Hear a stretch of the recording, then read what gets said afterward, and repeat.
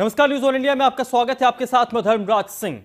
दिल्ली में इस वक्त भारतीय जनता पार्टी के मुख्यालय में बीजेपी की एक बड़ी बैठक हो रही है। बीजेपी मुख्यालय पर उत्तर प्रदेश के मुख्यमंत्री योगी आदित्यनाथ के साथ साथ यूपी बीजेपी के अध्यक्ष स्वतंत्र देव सिंह मौजूद हैं। इसके अलावा डिप्टी सीएम दिनेश शर्मा भी बीजेपी मुख्यालय पहुंचे हैं। यूपी बीजेपी के संगठन मंत्री सुनील बंसल बीजेपी दफ्तर में मौजूद हैं। दिल्ली में आज बीजेपी केंद्रीय चुनाव समिति की बैठक है और केंद्रीय चुनाव समिति की बैठक में उत्तर प्रदेश विधानसभा चुनाव के लिए भारतीय जनता पार्टी की पहली सूची जारी करने को लेकर पहल हो सकती है। आज पहली सूची फाइनल होने के बाद नामों का ऐलान हो सकता है। प्रधानमंत्री के नेतृत्व में भारतीय जनता पार्टी की ये सीईसी की बैठक हो रही है। बैठक में गृह मंत्री अमित शाह भी मौजूद हैं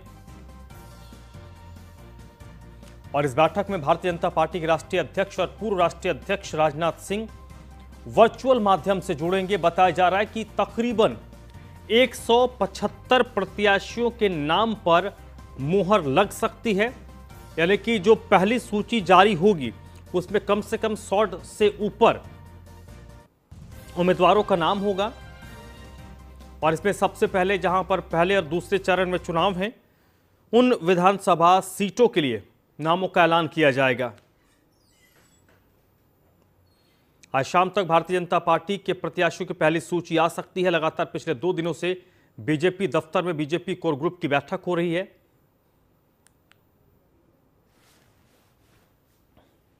इस वक्त मेरे साथ पीयूष तिवारी दिल्ली से जुड़ रहे हैं इसी पर अपडेट के लिए। पीयूष, क्या कुछ अपडेट आपके पास है भारतीय जनता पार्टी केंद्रीय चुनाव समिति की बैठक को लेकर?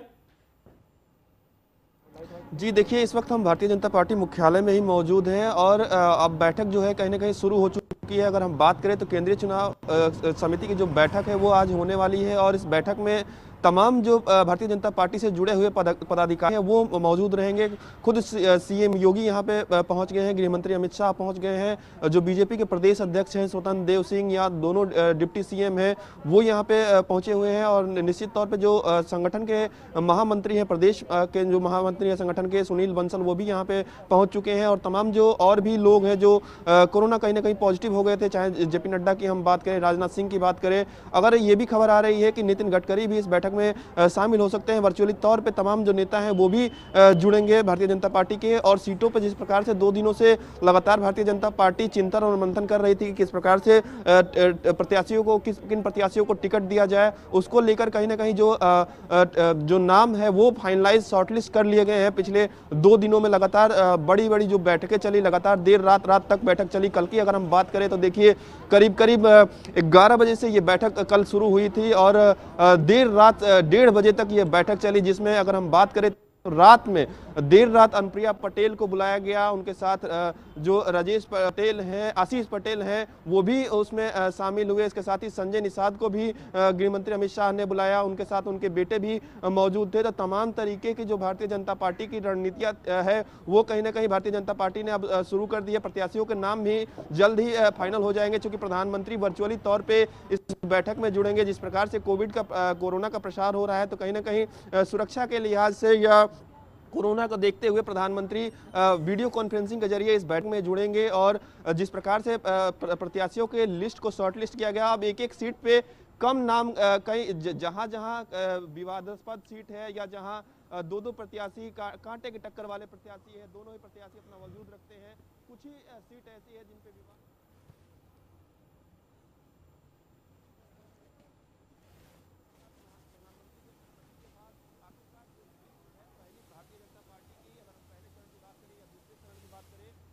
के नाम तय हो चुके हैं। अब लिस्ट आनी बाकी है। देखना दिलचस्प होगा कि भारतीय जनता पार्टी ये लिस्ट कब जारी करती है। कयास लगाए जा रहे हैं कि जब नॉमिनेशन होगा उससे चंद दिनों पहले ही ये लिस्ट जारी हो सकती है। ऐसे में आज भी तमाम और तीसरी चरण की भी बात करें उस पर भी कुछ हद तक कल भी चर्चा तीसरे चरण के मतदान जहां होने हैं वहां के प्रत्याशियों पर भी मंथन हुआ था, लेकिन कल भी थोड़ी ही जो सीट है वो तीसरे चरण की भी बची हुई है, तो कहीं ना कहीं आज तीसरे चरण को भी फाइनल इस बैठक में कर लिया जाएगा। तमाम तरीके की इस बार देखा गया है किस प्रकार से जातिगत समीकरणों को सेट करना है। बताया जा रहा है कि अनुप्रिया पटेल और जो संजय निषाद है उनकी जो अपनी अपनी पार्टियां हैं, तो कहीं ना कहीं बात जो सहमति है वो बन गई है। भारतीय जनता पार्टी के जो नेतृत्व कह रहा था, यानी जो अमित शाह के बातों से दोनों पार्टियां जो राजनीतिक दल हैं वो सहमत हो गए हैं। तो निश्चित तौर पर भारतीय जनता पार्टी ने अपनी फील्डिंग बैठानी शुरू कर दी है। चुनाव की तैयारियां शुरू हो चुकी है, तो अब लगातार यही देखना होगा कि किस प्रकार से कब तक भारतीय जनता पार्टी जो सीटों का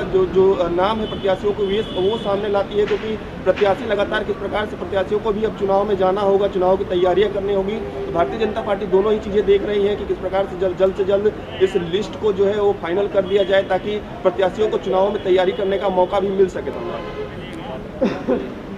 चलिए पीयूष, बहुत बहुत शुक्रिया आपका इस पूरी जानकारी के लिए, बातचीत के लिए।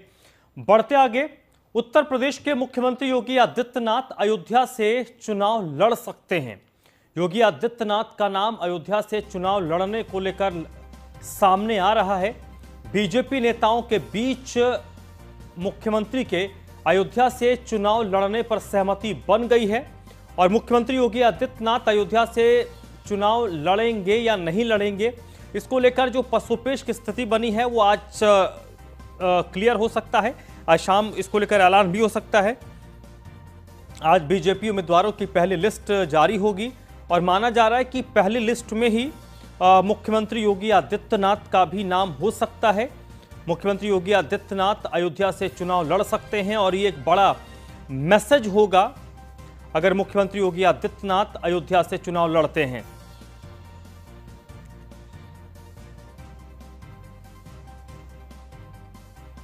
तो इस वक्त मेरे साथ राघवेंद्र जुड़ चुके हैं अयोध्या से, इसी पर अपडेट के लिए।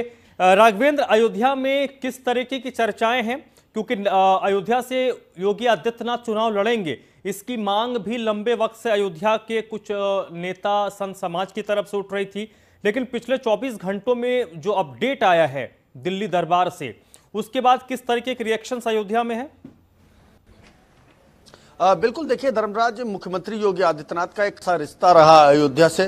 वो अपने पूरे 5 साल के कार्यकाल में करीब 60 बार वह अयोध्या पहुंचे हैं। एक बड़ी बात होती है कि जब कोई एक जनपद में, खासकर अगर वह गृह जनपद ना हो, उस व्यक्ति का जो खुद सूबे में मुख्यमंत्री और लगातार अयोध्या पहुंचे, और अयोध्या पहुंचे ही नहीं बल्कि अयोध्या के संत समाज के लोग से, यहाँ के जो अवाम है उनसे, और इसके अलावा यहाँ के प्रशासनिक अफसरों से इस तरह से उन्होंने वार्ता की, ऐसे ना कि उनका क्षेत्र हो बल्कि उनका घर हो, लगातार उन्होंने संदेश दिया है। और धर्मराज, अभी आपने पिछले ही कुछ दिन पहले ही आपने देखा होगा कि एक डिनर पार्टी के दौरान उन्होंने अनौपचारिक तौर पर यह स्पष्ट कर दिया था कि वह गोरखपुर या अयोध्या से वह अपना चुनाव लड़ेंगे। तो कहीं ना कहीं अयोध्या वासियों के लिए पहले से ही जो है एक अनुमान लगाना मुश्किल नहीं था। यहाँ के जो राजनेता हैं उन्होंने भी गुपचुप तरह से जो है तैयारियां शुरू कर दी थी। बूथ अध्यक्षों को जो है बाकायदा मोबाइल फोन तक जो है वितरित किए गए थे कि वो अपने लोगों को कोऑर्डिनेट करेंगे और किसी भी तरह से मुख्यमंत्री की जो जीत हो अयोध्या विधानसभा से वो ऐतिहासिक हो। इसको लेकर खासा जो है एक बड़ी रणनीति तैयार की गई थी। खुद मुख्यमंत्री योगी आदित्यनाथ भी अभी पहुंचे थे, स्मार्टफोन टैबलेट का वितरण किया था, उस समय भी उन्होंने भाजपा के नेताओं से मुलाकात की थी। इस अलावा अयोध्या में जो दीपोत्सव को लेकर के उन्होंने एक बड़ा रिकॉर्ड दर्ज करवाया है गिनीज बुक में, उस भी संदेश कहीं ना कहीं 2022 के चुनाव को जो है रोशन करता दिखाई देगा। वहीं दूसरी तरफ राम मंदिर निर्माण को लेकर भाजपा लगातार पूरे विश्व में जो है डंका पीट रही है, पूरे विश्व को यह बता रही है कि भाजपा कार्यकाल के दौरान राम मंदिर का निर्माण हो रहा है। तो कहीं ना कहीं 2022 के चुनाव में जो ये तमाम सारे मुद्दे होंगे और जब मुख्यमंत्री योगी आदित्यनाथ खुद अयोध्या से चुनाव लड़ेंगे तो इसका संदेश 2022 में कहीं ना कहीं भाजपा के लिए संजीवनी का काम करेगा। राघवेंद्र, इसमें इंपॉर्टेंट ये भी है कि जिस गोरक्ष पीठ के मठाधीश्वर हैं योगी आदित्यनाथ, उस पीठ का अयोध्या से बड़ा पुराना और गहरा ताल्लुक रहा है और मुख्यमंत्री योगी आदित्यनाथ अगर अयोध्या से चुनाव लड़ते हैं तो इसका एक बहुत बड़ा, जो भारतीय जनता पार्टी और योगी आदित्यनाथ जिस फेस को, जिस वैल्यू को रिप्रेजेंट करते हैं, उस पिच को और भी मजबूती मिलेगी। निश्चित तौर पर धर्म, देखिए सिर्फ मुख्यमंत्री योगी आदित्यनाथ ही नहीं बल्कि इनके गुरु अवैधनाथ साल 1990 के दशक में जब राम मंदिर लगातार एक बड़ा आंदोलन हो रहा था, विश्व हिंदू परिषद, भाजपा और हिंदू सभा के लोगों ने जन जन एक आंदोलन छेड़ा था और उस समय एक विवादित ढांचे का विध्वंस भी हुआ था। उस समय भी अवैधनाथ जो मुख्यमंत्री योगी आदित्यनाथ के गुरु रहे हैं, उन्होंने एक लगातार जो अयोध्या आने का एक सिलसिला रखा था और रामचंद्र दास परमहंस जो अध्यक्ष थे श्री राम जन्मभूमि न्यास समिति के, वह उनकी अगुवाई करते थे और अयोध्या में चूंकि हिंदुत्व के मुद्दे को बुलंद किया जाता था। और सिर्फ अवैधनाथ की बात करें, उससे पहले अगर दिग्विजयनाथ की बात की जाए तो वह भी कहना गलत नहीं होगा, क्योंकि दिग्विजयनाथ भी जो है अयोध्या से खास रिश्ता रखते थे। तो लगातार मुख्यमंत्री योगी आदित्यनाथ जो गोरक्षनाथ पीठ है यानी गोरखपुर में, उसके सीधे लगातार जो भी इनके चाहे वह गुरु रहे हो, दादा गुरु रहे, वो सबका अयोध्या से सीधा सरोकार रहा है। और राम मंदिर का मुद्दा इस बार 2022 के चुनाव में लगातार, चूंकि पोस्टर वार जो हो रहा है उसमें भी लगातार मुख्यमंत्री को संबोधन दिया गया है कि पहले तारीख नहीं बताए थे, अब तारीख भी बता दी गई। राम मंदिर का निर्माण हो रहा है, भव्य अयोध्या का विकास हो रहा है, अयोध्या को उपेक्षित रखी जाती थी, आज अयोध्या में लोग पहुंच रहे हैं। इस तरह के संदेश देने का काम किए जा रहे हैं। पोस्टरों पर आपने पढ़ा होगा कि मोदी है तो मुमकिन है, मुख्यमंत्री अगर योगी है तो यकीन है, कुछ इस तरह के भी स्लोगन लिखे गए हैं। तो लगातार अयोध्या को ही कहीं ना कहीं 2022 के चुनाव में जो है भुनाने की कोशिश भाजपा की तरफ से की जा रही है। और निश्चित तौर पर जब मुख्यमंत्री योगी आदित्यनाथ अयोध्या से चुनाव लड़ेंगे तो कहीं ना कहीं इसका संदेश भी जो है भगवा को और ज्यादा गाढ़ा करता दिखाई देगा। राघवेंद्र, इसमें आम अयोध्या के निवासियों की बात करें, आप लोगों से मिलते जुलते रहते होंगे, लगातार ऐसी बातें होती रही हैं। योगी आदित्यनाथ अयोध्या से चुनाव लड़ेंगे, जिसका जिक्र हमने भी अभी थोड़ी देर पहले किया कि ये पहली बार नहीं है, लंबे वक्त से बात चली आ रही कि अगर योगी आदित्यनाथ चुनाव लड़े तो अयोध्या, गोरखपुर, मथुरा, ये वो सीटें हैं जिन नामों की चर्चा हमेशा से रही है। अयोध्या के आम लोग योगी आदित्यनाथ से खुद को कितना अटैच पाते हैं, और क्या भारतीय जनता पार्टी के लिए अयोध्या की सीट, योगी आदित्यनाथ के लिए अयोध्या की सीट एक सेफ सीट होगी? निश्चित। देखिए धर्म, दो चीजें हैं। एक कि अभी खुद मुख्यमंत्री ने 80 और 20 की बात की थी कि 80% हिंदू मेरे साथ है और 20% मुसलमान है, वह हो सकता है कि वो दूसरी तरफ है। तो कुल मिलाकर जो हिंदुत्व की प्रखरवादी राजनीति है उसको कहीं ना कहीं भुनाना भाजपा निश्चित तौर पर चाहती है। और अयोध्या के अगर विकास की बात की जाए तो विपक्ष लगातार अयोध्या के विकास को आज भी उपेक्षित कहता हुआ नजर आ रहा है, वह कागजी दावों की बात कर रहा है। और जब खुद मुख्यमंत्री योगी आदित्यनाथ अयोध्या से चुनाव लड़ेंगे तो जो तमाम सारे अभी के वादे अभी अधूरे हैं या वह कह सकते हैं कि अधर में है, चाहे वह कोरोना काल की वजह से रहे हो या कोई अन्य कारण रहा हो, उनको भी पूरा करने की बात कहेंगे। और कहीं ना कहीं अयोध्या को विश्व पटल पर जो है दर्ज कराने की इस तरह से बात लगातार मुख्यमंत्री करते रहे। अगर मुख्यमंत्री अयोध्या से चुनाव लड़ते हैं तो कहीं ना कहीं यह संदेश भी जाएगा कि अयोध्या वाकई विकास की रफ्तार में और ज्यादा पंख लगेंगे। वहीं दूसरी चीज कि अयोध्या के आसपास के अगर जनपदों की बात की जाए धर्मराज, तो चाहे वो गोंडा की बात हो, बहराइच की बात हो, बस्ती, सिद्धार्थनगर, संत कबीर नगर, सुल्तानपुर, अमेठी, बाराबंकी, ये तमाम ऐसे जनपद हैं जिन पर भी खासा इसका असर पड़ेगा। करीब ऐसा माना जा रहा है कि जो 35 से 40 विधानसभाएं हैं वह इस अयोध्या के आसपास की वह काफी प्रभावित रहेंगी। इसके अलावा चूंकि गोरखपुर में पहले से ही मुख्यमंत्री का एक बड़ा दबदबा रहा है, गोरखपुर के आसपास की सीटों पर पहले ही लगातार योगी का कब्जा रहा है, तो कुल मिलाकर जो पूर्वांचल की रणनीति है वह बेहद ही शानदार होगी। और साथ ही जब हिंदुत्व के मुद्दे पर अगर भाजपा चुनाव लड़ रही है तो मुझे लगता है कि अयोध्या से उनका यह फैसला लेना निश्चित ही जो है लाभकारी दिखता दिखाई देगा। चलिए राघवेंद्र, बहुत बहुत शुक्रिया आपका इस पूरी बातचीत के लिए। बढ़ते आगे, समाजवादी पार्टी के राष्ट्रीय अध्यक्ष अखिलेश यादव का बयान आया है, जिसमें अखिलेश यादव ने कहा है कि जनता भेदभाव की राजनीति से थक गई है। अखिलेश यादव का यह बयान आया है कि उन्होंने नकारात्मक राजनीति से जनता थक गई है। नकारात्मक राजनीति, भेदभाव की राजनीति जनता अब पसंद नहीं कर रही है। उत्तर प्रदेश की जनता खुशहाली की राजनीति चाहती है। आने वाले समय में बदलाव होगा। अखिलेश यादव लगातार बदलाव की बातें कह रहे हैं और बाकायदा नारा भी समाजवादी पार्टी की तरफ से दिया गया है कि 22 में बदलाव होगा। अखिलेश यादव ने कहा है कि 80% लोग समाजवादी पार्टी गठबंधन के साथ हैं, सिर्फ 20% लोग बीजेपी के साथ हैं। स्वामी प्रसाद मौर्य और दारा सिंह का उन्होंने स्वागत किया है। पूर्व मुख्यमंत्री ने कहा है कि जो नेता भारतीय जनता पार्टी और उनके गठबंधन को छोड़कर आ रहे हैं, उनका समाजवादी पार्टी में स्वागत है और इन नेताओं के समाजवादी पार्टी में आने से 22 की लड़ाई आसान होगी। समाजवादी पार्टी का परिवार लगातार बड़ा हो रहा है। बहुत जल्द ही हम पहले और दूसरे चरण की जो सूची है वो सूची जारी करेंगे।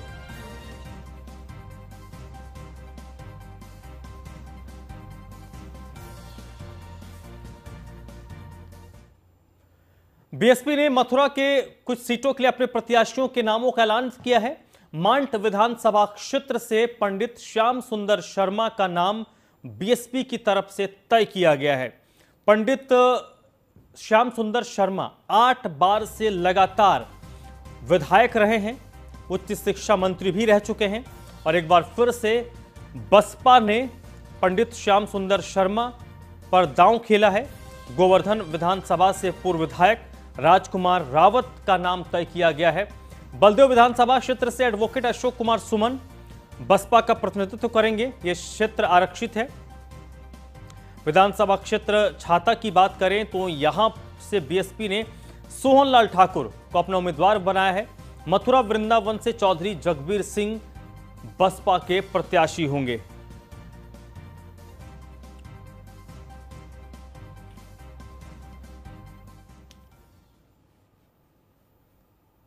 वहीं कांग्रेस छोड़कर बसपा में शामिल हो गए हैं सलमान सईद को बसपा की तरफ से चरथावल सीट से टिकट भी मिल गया है।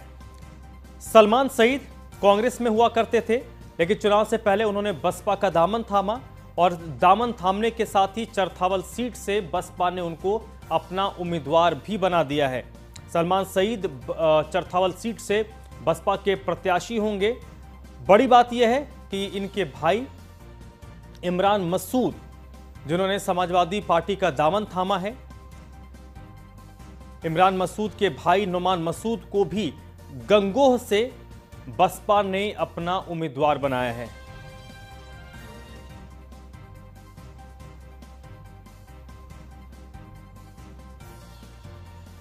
और ये देखिए बसपा की सुप्रीमो मायावती का ये ट्वीट है, जिसमें उन्होंने मुजफ्फरनगर जिले के यूपी के पूर्व गृह मंत्री रहे श्री सईदुज्जमा के बेटे श्री सलमान नईद ने 12 जनवरी को बीएसपी प्रमुख से देर रात मुलाकात की और कांग्रेस छोड़कर बीएसपी में शामिल हुए। श्री सईद को बीएसपी ने चरथावल विधानसभा की सीट से अपना उम्मीदवार बनाया है। वो इन्होंने अपने दूसरे ट्वीट में जिक्र किया है। उन्होंने लिखा कि इनके साथ ही सहारनपुर जिले के पूर्व केंद्रीय मंत्री श्री रशीद मसूद के भतीजे और इमरान मसूद के सगे भाई नुमान मसूद भी कल लोकदल छोड़कर बीएसपी में शामिल हो गए हैं। बीएसपी ने इनको गंगोह विधानसभा की सीट से उम्मीदवार बनाया है। स्वामी प्रसाद मौर्य के खिलाफ गिरफ्तारी का वारंट जारी हुआ है। स्वामी प्रसाद मौर्य के खिलाफ यह 7 साल पुराना मामला है और 7 साल पुराने मामले में स्वामी प्रसाद मौर्य के खिलाफ गिरफ्तारी वारंट जारी हुआ है। 24 जनवरी को कोर्ट ने स्वामी प्रसाद मौर्य को पेश होने का आदेश दिया है। स्वामी प्रसाद मौर्य पर धार्मिक भावनाओं को भड़काने का आरोप है। उत्तर प्रदेश के कैबिनेट मंत्री के तौर पर स्वामी प्रसाद मौर्य ने इस्तीफा दिया है और बीजेपी की सदस्यता भी छोड़ी है। समाजवादी पार्टी का दामन अब थामने वाले हैं। उस बीच 7 साल पुराने एक मामले में स्वामी प्रसाद मौर्य के खिलाफ वारंट जारी किया गया है। वह देश में कोरोना की रफ्तार लगातार बढ़ रही है। पिछले सारे रिकॉर्ड कोरोना के इस रफ्तार ने तोड़ दिए हैं। पिछले 24 घंटों की बात करें तो पिछले 24 घंटों में 2,45,000 से ज्यादा नए केसेस रिपोर्ट किए गए हैं। मंगलवार के मुकाबले बुधवार को 52,000 ज्यादा केस सामने आए हैं और इसमें अलग अलग राज्यों की बात करें तो सबसे ज्यादा जो प्रभावित राज्य है महाराष्ट्र है, जहां पर 46,723 नए संक्रमण के मामले सामने आए हैं और दिल्ली में 27,561 नए कोरोना के केस रिपोर्ट किए गए हैं।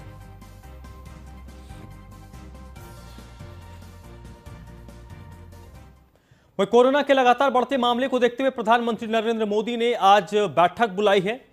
प्रधानमंत्री नरेंद्र मोदी राज्यों के मुख्यमंत्रियों के साथ बैठक करेंगे। शाम 4:30 बजे वर्चुअली ये बैठक होगी।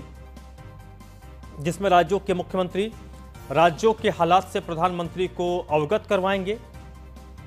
और इस वर्चुअल बैठक में उत्तर प्रदेश के मुख्यमंत्री योगी आदित्यनाथ और उत्तराखंड के मुख्यमंत्री पुष्कर सिंह धामी भी वर्चुअल माध्यम से प्रधानमंत्री के साथ जुड़ेंगे।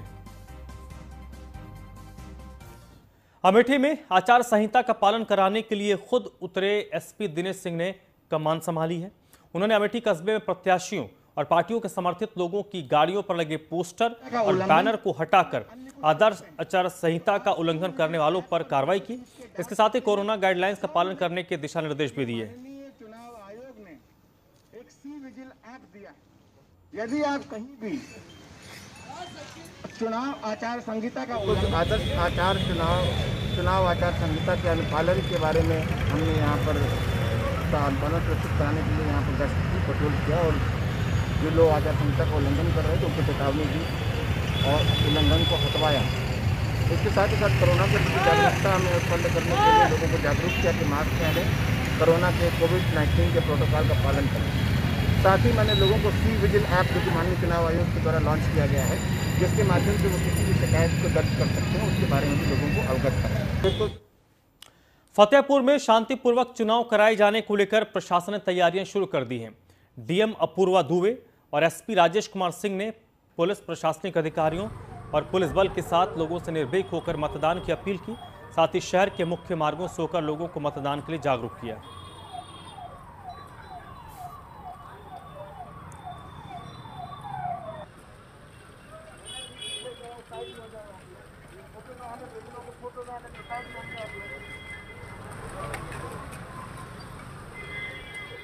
गोंडा में आगामी विधानसभा चुनाव की तैयारियां तेज हो गई हैं।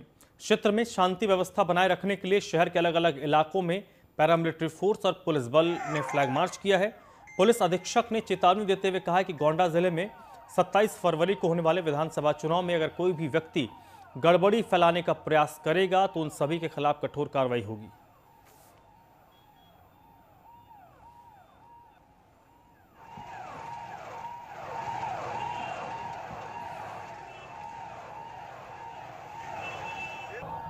कोई भी व्यक्ति गड़बड़ी फैलाने की प्रयास करता है या चुनाव में बाधा डालने का प्रयास करता है, उन सभी के खिलाफ कठोर कार्रवाई की जाएगी।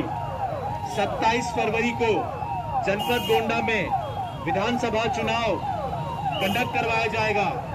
इस दौरान सभी लोग नियमानुसार अपना अपना मत का प्रयोग करेंगे, लेकिन कोई भी बदमाशी करता है, चुनाव में गड़बड़ी फैलाने का प्रयास करेगा तो उन सभी के खिलाफ कार्रवाई की जाएगी। बिल्कुल ध्यान रखिए।